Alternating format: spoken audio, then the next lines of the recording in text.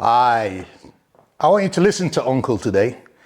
I've come out of retirement, semi-retirement, to speak to you all because I believe that for Black, Asian and ethnic minority and migrant communities across the country, what we've seen over the past couple of weeks with incidents in Southport and Belfast and other areas of the country constitutes a national emergency. I know people might think that's a bit far-fetched, but at the position that I sit in, and speaking to organisations and communities right across the country, there's an unprecedented level of violence that has been directed towards our communities. And we all saw what happened in Belfast. I've been working in Belfast in Northern Ireland for about 18 months prior to the uprisings yesterday. And I've been appalled at what I've seen in terms of the paramilitary targeted racial and ethnic cleansing that is taking place in Belfast, Northern Ireland. Yes, these incidents over the last couple of days are not isolated. They may be bigger in scale, but whole communities have been burnt out over a year ago in Belfast. The Belfast Multicultural Centre was built, burnt down, rebuilt and burnt down again to make a political point. And in these loyalist areas of Northern Ireland, our communities are being ethnically cleansed. You have no idea of the terror that our people are facing in Belfast, Northern Ireland. You have no idea of the fear. Do you know that there are lists with people's names and addresses on it circulating on the internet, encouraging people to target their homes? Do you know that NHS workers on the way to work at hospitals are being attacked? Black teachers are not coming to school. Black parents and Asian parents and migrant parents, they're not sending their kids to school on their day. What kind of country are we living in where we see scenes that are more reminiscent of Mississippi burning than Belfast, Northern Ireland? And can I say this, that we're deeply disappointed, because the people of Northern Ireland and their history should allow them to have insight into what it's like to be an outsider, what it's like to be a victim of racism and discrimination.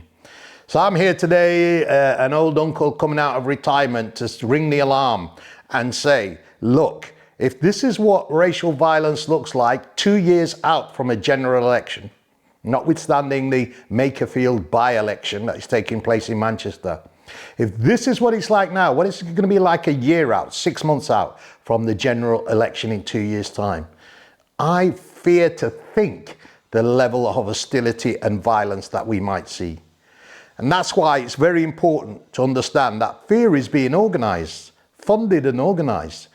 What people don't realise, and I want you to listen to me good here, what people don't realise is that this is an international, extreme, white supremacist, fascist funded initiative to create mayhem and racial war in Britain.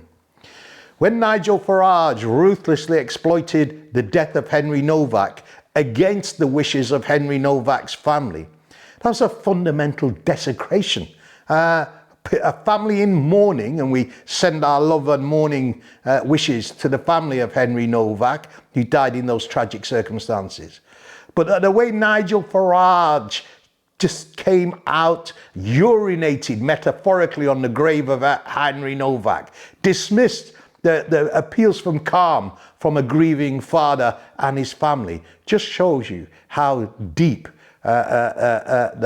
these politics of hate can go.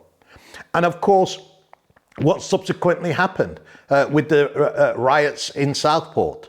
You'll see on your screen now a list of five or six white guys from Southampton. I don't even think they were from Southampton. I think they were bussed in there because they want to, save white society.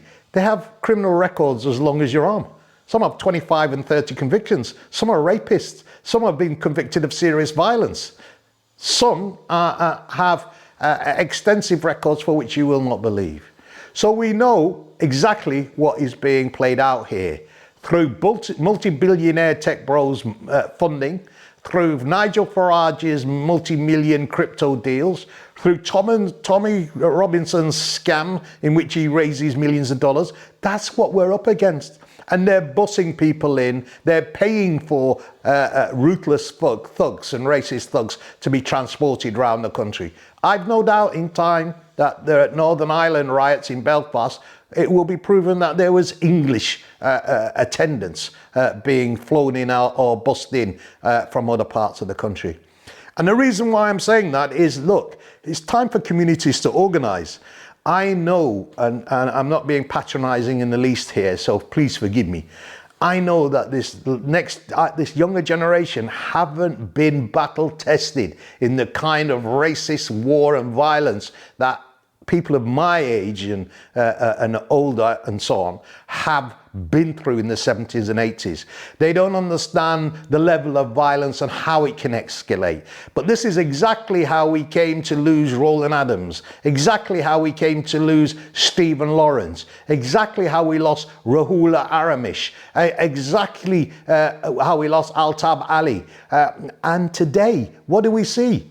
We see a Sikh woman who was raped by a man who felt she deserved a rape because she was a Muslim. He didn't even get that right. We've seen elderly Asians murdered in the parks in Leicester. We've seen racial attacks in Glasgow coming off the back of the Belfast riots. There was a white mob roaming around central Glasgow, physically attacking everybody who's not white. We had other incidents in Southport on the night. And we know that this criminal conspiracy to provoke a race war, you know, with politicians hiding behind their words, but making it absolutely clear what their intent is. When Nigel Farage called for cold rage in the aftermath of Novak's death, that was a declaration of race war. That was a green light for violent racists. Nigel Farage called the people on Southampton decent, brave citizens. We now know that they've got criminal records. At least 4 of the 5 that were sentenced in the last couple of days have got criminal records as long as you are. So it's time for communities to organise, and we cannot afford to be divided. African, Caribbean, Asian, Muslim, Sikh, Sindhu, Chinese, all migrant communities, we're going to have to unify against what is a multi-million-pound campaign that is being directed against us, and one that is only warming up to create enough hate and division that when come the general election, Nigel Farage can have a shot at being Prime Minister. Can you imagine the country under Nigel Farage? Can you imagine the policies of Trump being imported here into the United Kingdom? That's why I'm out here ringing an alarm. Supposed to be out with my grandchildren today, and God willing, inshallah, I will be later today. But I had to take time to share this with you because we had a meeting on June the 11th online. Over 60 national African, Caribbean and Asian organizations, lawyers, campaigning groups, and the same sentiment I'm giving you today was expressed there. That we are deeply and enormously concerned. We're in a fragile psychological state. We're frightened to send our children to school. We're concerned about driving through certain areas. Now, I know some people out there say, yeah, not me, I can take care of myself and mine.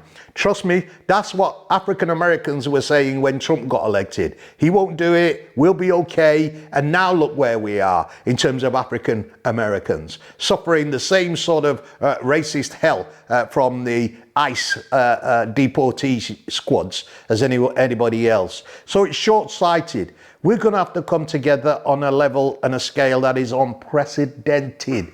And we can't keep allowing our white anti-racist allies to show up in our place.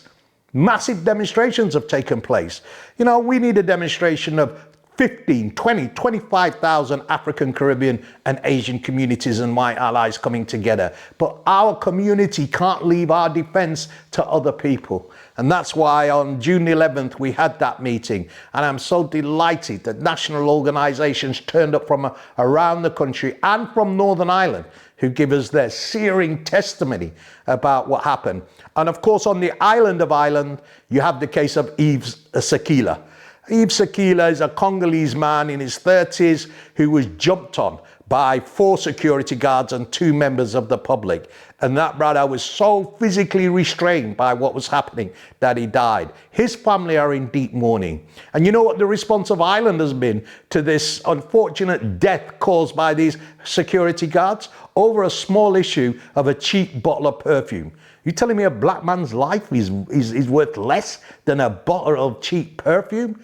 I know that justice will cost a lot more for sure, but his family are in grieving. His family are seeking justice. You know what the response of Northern Ireland is? Increased racism and hostility to that family, increased racism and volatility on the streets. And here, when we talk about Ireland and Northern Ireland, you have to see it believes it. Whole rows of shops burnt out, whole Red Crosses and intimidatory tactics on doors to clear the area. Please believe me, what happens in Northern Ireland today is heading for the United Kingdom tomorrow. We saw what happened in 2024 during those rights. So it's important that we're beginning to organize, and June the 11th is a strong indication that we have organized. So what are we going to do going forward in the future? Well, the first thing I'm going to ask you to do, and this is a message to the man then, right? You have to come out your slumber. You have to come out your retirement like me. You have to come out, because now we need those experienced heads to organize the kind of militant and disciplined, because I'm not calling for any criminality, but organize in a way that protects our communities, protects our children, protects our families, protects our businesses, because it's going to get real hot and sticky between now and the general election. And so what we say is, contact us. You'll see all my details on this video. Contact if you're interested in being part of this pulling together of the biggest critical mass of our community organizations, faith groups and individuals, to the imams in our community. Please mobilize, prepare to mobilize in defense. To our pastors in the churches, please don't wait for God to provide us with a solution. God helps those who help themselves, and we are in need of helping our communities to do. To our Sikh brothers and sisters who have been harassed and targeted in the aftermath of Henry Novak, and to Jewish communities and synagogues who find themselves under a horrendous attack, we need to unify in a way that we have never seen before. I am petrified as your elder, as somebody with decades of experience of fighting this beast, of somebody who has been on the front line of organizing and fighting back against the forces that now seek to overwhelm us. I want to say to you with all my sincerity and calm that the future belongs for those who organize it today. The extreme racist right are organizing the scenario. Electoral victory on the back of racial divisiveness and war. And we're not seeing the leadership we need from our Prime Minister, and we need to see better leadership from police to give protection to our communities nationwide. But more than all of that, more important than all of that, is you. And whether you will now become active in the fight to defend our communities. I have children, I have grandchildren, and by His grace, I have great-grandchildren. I fear for their future. You should fear them too, because if we don't stop this thing today, then you can be certain that the legacy that you're bequeathing to your children will see Britain turn into Trump's America. So my name's Jasper. I didn't really want to make this video, but I had to do it because we're in the midst of a national emergency, and exceptional circumstances call for exceptional responses. I hope you found this video useful. I'd be grateful if you could share it. Ring the alarm, get organized, contact me if you wish to be engaged, and let's begin the fight back to protect our communities.